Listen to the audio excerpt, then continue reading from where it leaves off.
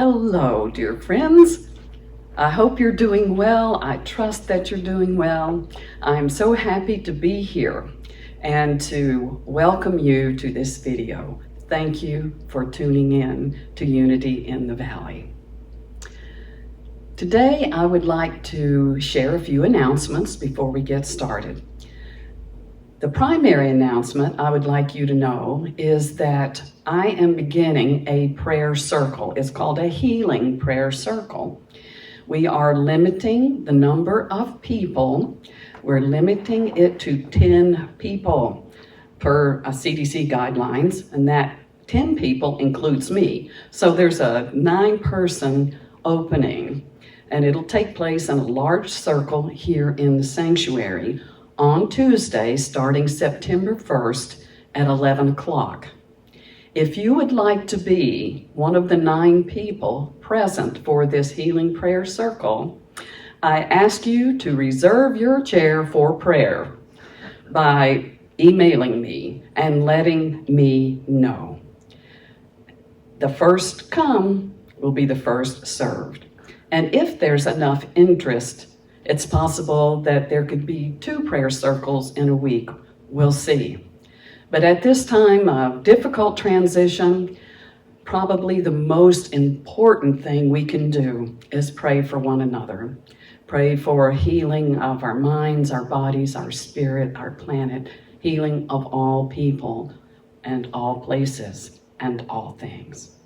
So thank you. Now, to begin this portion of our service, I would like to share a daily word with you. This daily word is actually for Friday, August the 14th. The affirmation is, "The freedom I seek is already mine."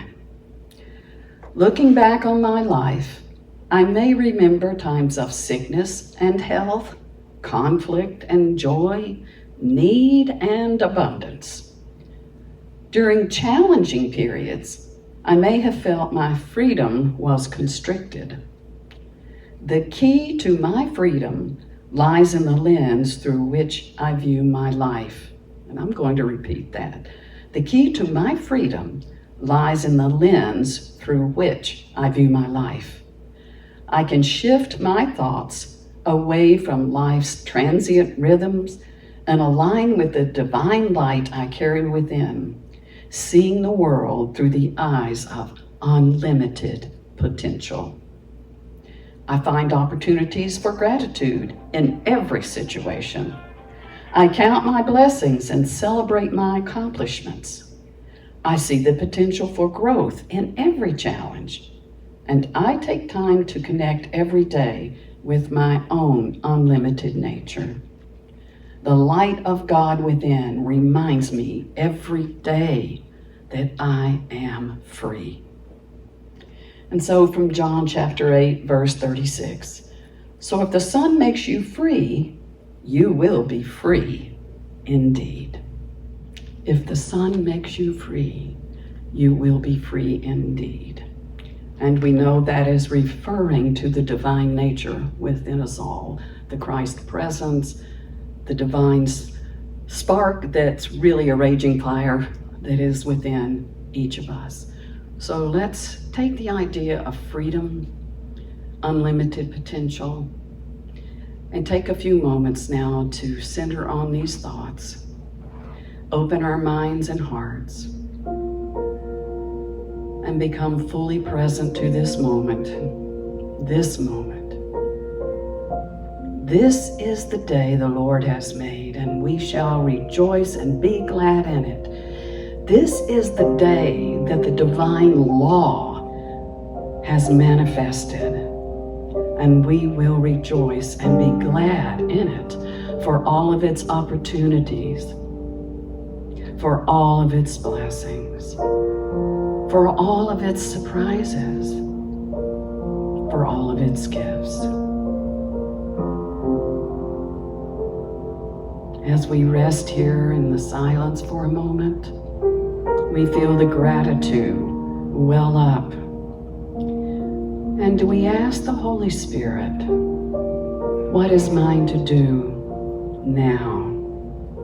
What is mine to release? What is mine to embrace?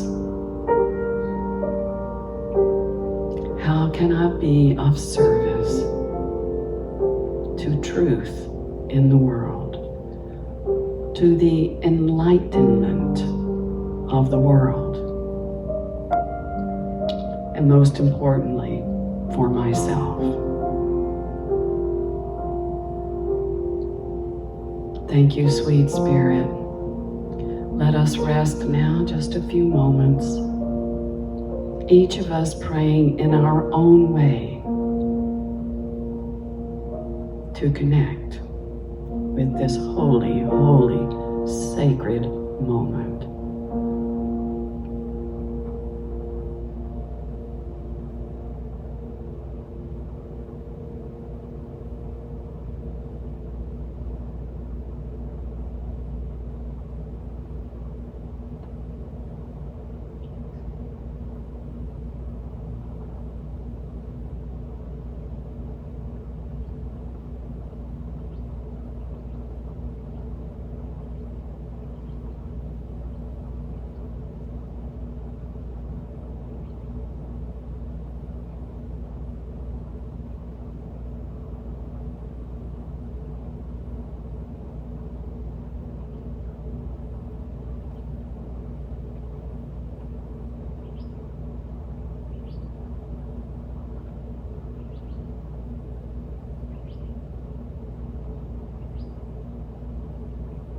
Thank you, sweet Spirit.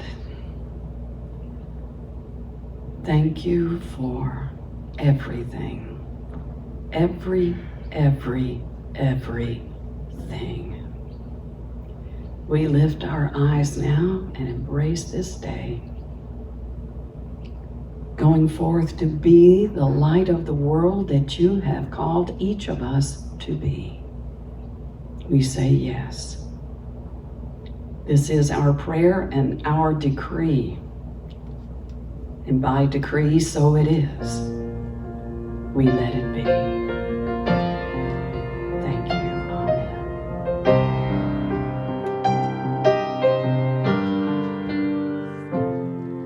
Let the peaceful waters tumble down my soul.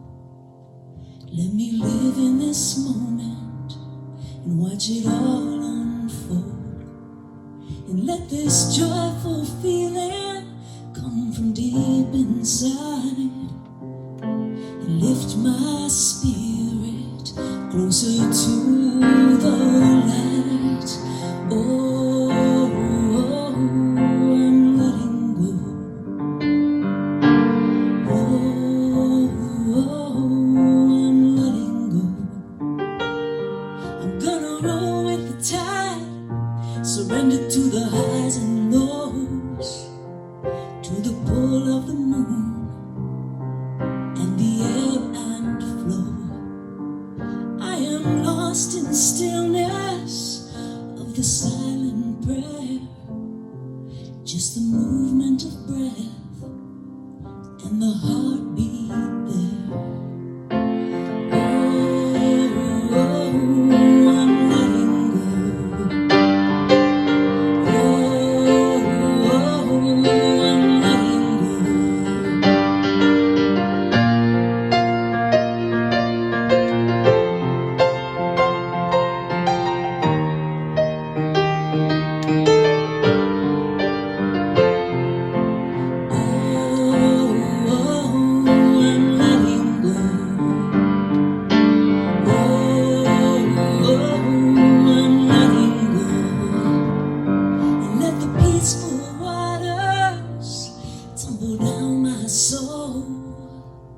Let me live in this moment and watch it all unfold.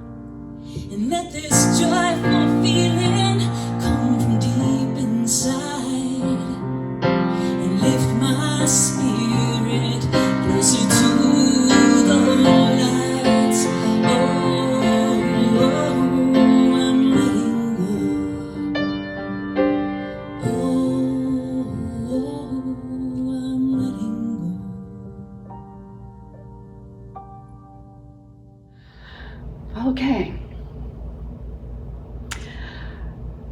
You know, today is August the 12th, the day that we are recording this service.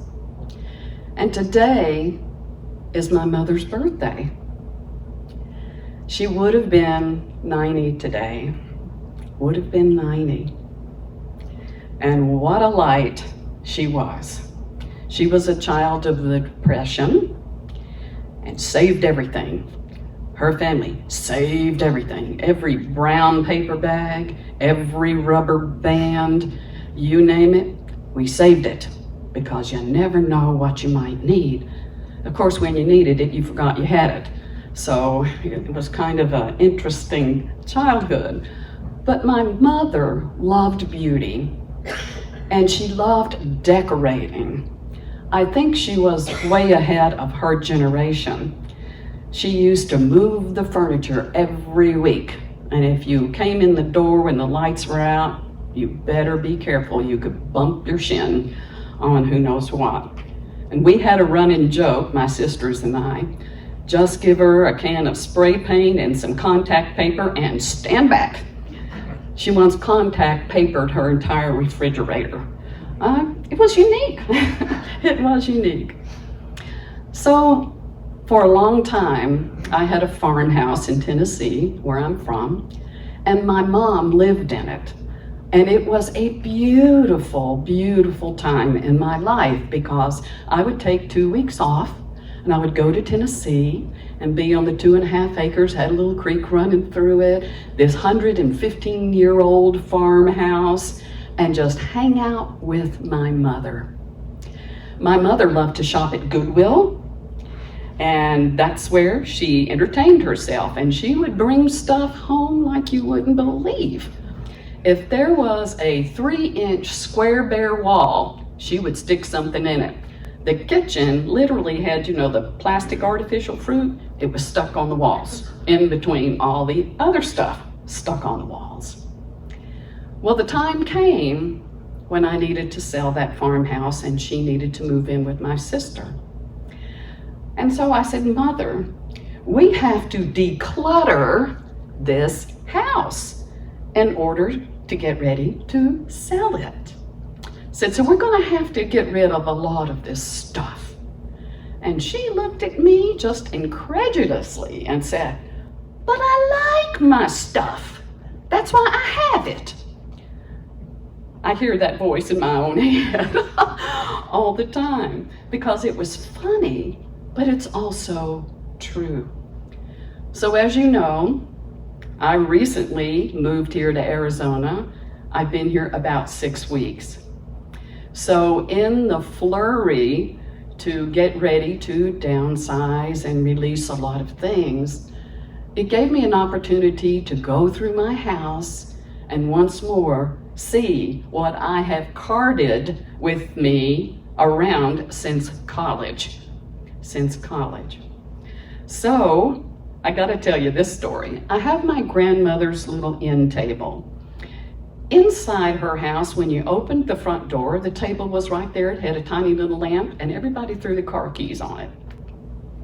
Past the table, go up the steps and so on and so forth. So I inherited this little table. So the question came, do I still need my grandmother's table? I don't know if it's going to fit in Arizona. It doesn't look very southwestish. I need to release and let go of my attachments, right? Let go. But I have this one memory, and I was at the church I was attending in a discussion group, and I was talking about my grandmother's table. And I said, for a while after she moved out of that one house, the table was put in the downstairs room, and my grandmother had a big fluffy Persian cat. And so the table had cross pieces of the legs. It was oval, but it had cross pieces. And then they slid the litter box under the table. So I have memories of that cat sitting on the cross pieces using the litter box and then scratching over it. So when I was first talking about this with the group, I said, I can't decide whether to bring my mother's table, to take my mother's table, grandmother's table to Arizona. And they going, oh, you can't get rid of your grandmother's table? And then I said, yeah, well, it's had lots of uses. And then I told about the cat, Moo Kitty, how Moo Kitty used the litter box. And then they all said, get rid of it. Oh, that's funny. Circumstances can dictate, right? I did bring it, by the way. I did bring it. And it's got the perfect place in my house. So let's talk about attachments, what we hang on to and what we release. You know, the Course in Miracles teaches that everything we see has no meaning. It has no meaning. The only meaning there is the meaning that we give something. And even Shakespeare in Hamlet said, nothing is good or bad that thinking doesn't make it so. The Course in Miracles also says that every meaning we give is meaningless in the now moment because it's based in the past. It's based in the past. So, in this moment, what do I need? What am I willing to let go of? And what still gives me joy and peace? Sometimes we just go around in our environment and we become numb to it. We no longer even see the pictures on the wall or the this or that because, unlike my mother who changed things up constantly, our environment stays pretty much the same unless we move. And then we get an opportunity to see what we brought with us.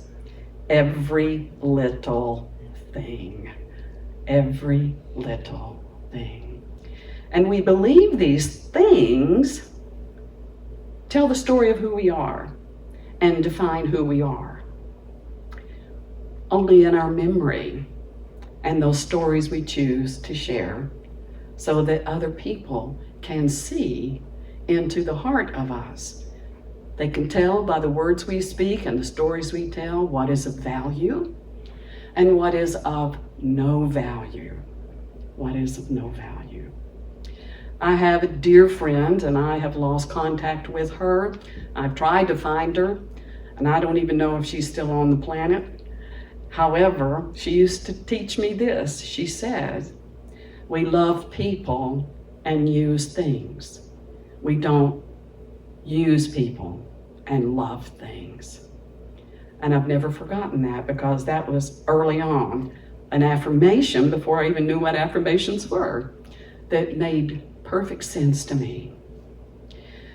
Do you know, I remember Jesus taught, as I'm sure you do, consider the lilies of the field. They don't worry about what they're going to wear. They don't worry about tomorrow. And he says more stuff, of course. And then he says, take no thought what you shall eat or what you shall drink, because your Father, the source within you, knows what you have need of and will provide it. Okay, what I need today may not be what I need tomorrow and may not be what I needed yesterday. So if I am hanging on, thinking I need something, I'm going to be trapped and I'm going to lose my freedom to be joyful in this moment. You know, in Africa, and I have been blessed to have gone to Africa. It's the most amazing place. In Africa, they catch monkeys this way, and I'm sure many of you have heard this. They put a box out, and they put a banana in the box, and there's a hole in the box, a small hole. Well, a whole bunch of monkeys will come along, and one will stick his hand down in the box to get the banana.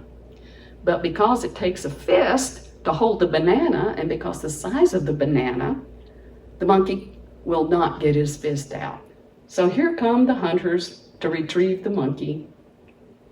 All the other brothers and sister monkeys run. They run to their freedom.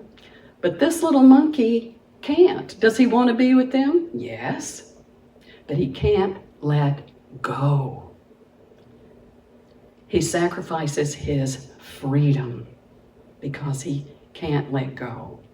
And maybe it's something he desires, so desperately that he can't let go of his strategy and trust that there's another banana on the tree right above his head. All he has to do is trust that this day is sufficient for everything. So there's our things. There's our things we're attached to. And then there are places we're attached to. Every now and then someone will say, well, how are you doing? How are you doing? You like Arizona? Yes, I love Arizona. And I get a little homesick every now and then. I get a little homesick. Why? Because I still have a fresh memory of what that was like. And it's all changed. I'll always have the memory, but I'm always going to pine for something. Places. My favorite places. Where I want my ashes spread when the time comes. You know, I don't care if you have to go to the top of Mauna Kea. That's it, by the way.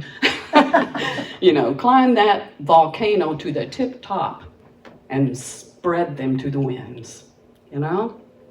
So we have expectations, we have attachments to places. My mom, before she died, just kept saying, I want to go home. I want to go home. And I watched her regress till she finally forgot to quit smoking around age 17 when she started, and she kept going down until she was about 4 when she made her transition and she had dementia.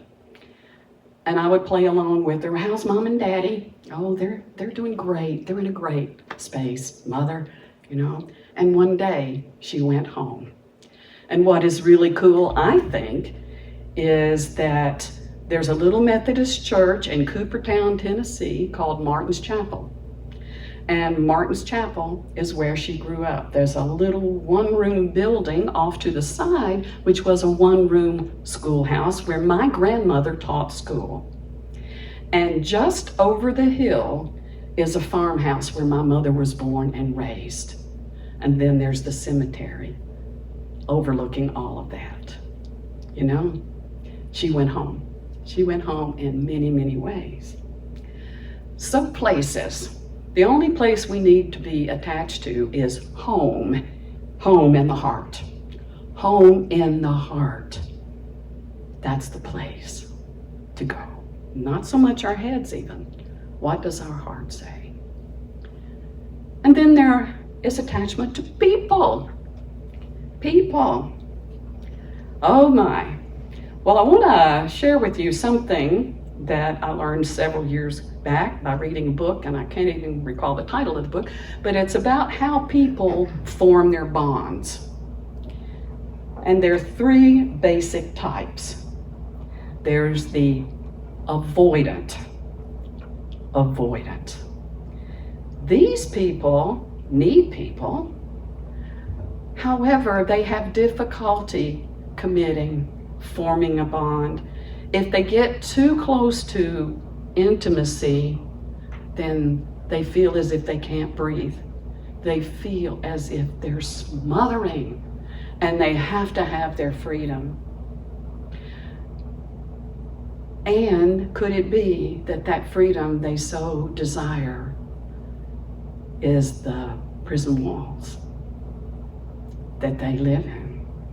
I know a psychologist in Kansas City who's worked a lot with the homeless, and he said that particular personality type is very prevalent on the streets. So even if they have the opportunity to have a home, get a job, they really can't handle it. They don't want it because they feel suffocated. So there's that, and there's that in me to some extent. There's a little bit of all of this in all of us. That's the thing, we are one, right? We are one. Then there's another type of personality, bonding, style. These are styles, really. And that's the anxious one. And that's the one who is anxious about, are you going to call? Why didn't you call? Well, where were you? I thought you would be here by now. And I'm word sick, and I hope you're not in trouble, and whatever. Just anxious. And at the root of that is fear of abandonment. The root of that is uncertainty about one's own self-worth. Lots of reasons that there is anxious bonding, and often an anxious person will bond with an avoidant. Why? Because the avoidant's going to avoid intimacy, and that makes the person anxious, and everybody gets what they want, except the freedom and the happiness of true communion. And then there's the healthy attachment. The healthy attachment, which is called secure attachment, I'm the one calling it healthy, the secure attachment is one where people truly commit to each other, truly enjoy the company, don't need to control, don't need to critique, don't need to do anything but love and accept the person as they are, as they have the right to be. So attachment to people, our bonding, we can take a look at that and say, what parts of me are dominant? What parts of me do I want to nurture? Because the old story goes, two dogs are in a fight. Which dog is going to win? The one that gets fed. Okay? The one that gets fed. So what are you feeding inside you? And then finally, the biggest attachment of all, and the hardest one, and I would say that by far the majority of people never even get to this point in their spiritual maturation, and that is releasing the personal self, the idea of who we think we are. Well, who are you, Donna LaRue Johnson? Well, let's see, I was born in such and such, my daddy was so-and-so, my mother was, that's not who I am. That's not who I am. Well, I've been here and I've done that and I did this, and well, it's not who I am. Who I am is a living, breathing expression of the divine in this moment. And so is everyone. So is everyone. The question is, are we going to block the joy and the freedom of knowing that by clinging to things that perhaps once served us but no longer do? Clinging to people that we insist must make us happy when it's really our job to make ourselves happy, to be happy. We don't make ourselves happy. We allow ourselves to be happy. So, the attachment is to the personality, to the ego. Can we release that? Can we be aware of every time we're responding from something other than the authentic self, which is the divine presence within? Now I want to say this, each of us, we're one and we're unique.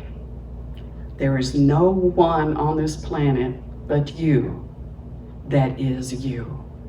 So be the best you can be.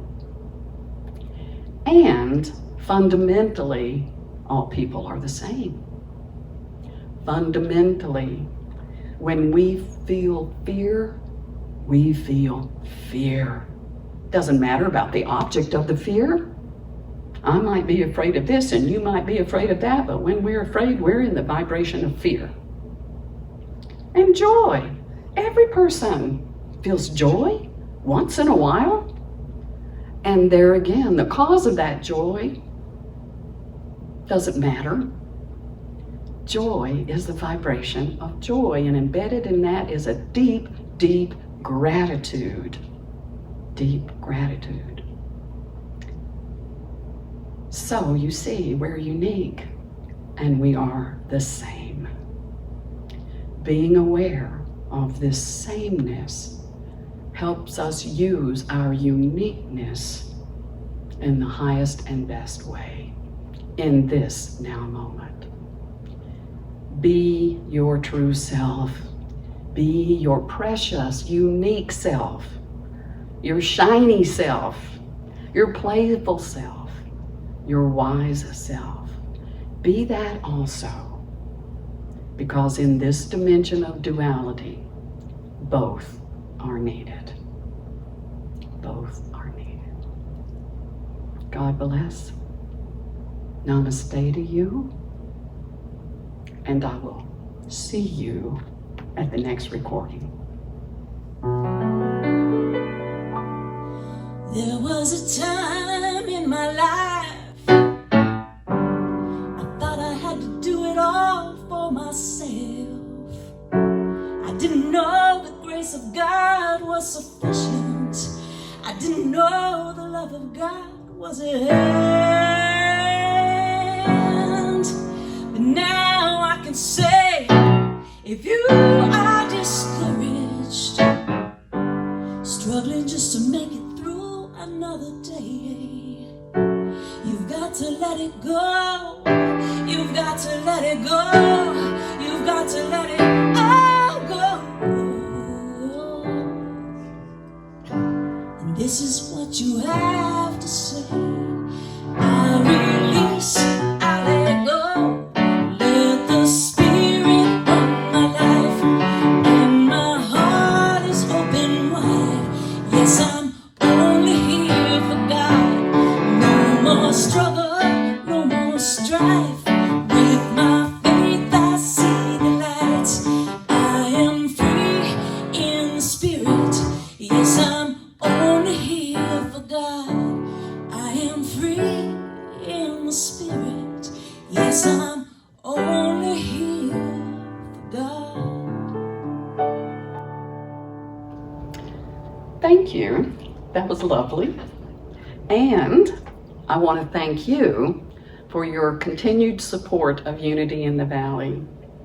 Your contributions are tremendously helpful in stabilizing this community through this time of transition and to some extent uncertainty. We can be certain that God is the source of our abundance. And as a lily in the field, Solomon in all of his understanding and glory could not compare. Thank you. Thank you so much.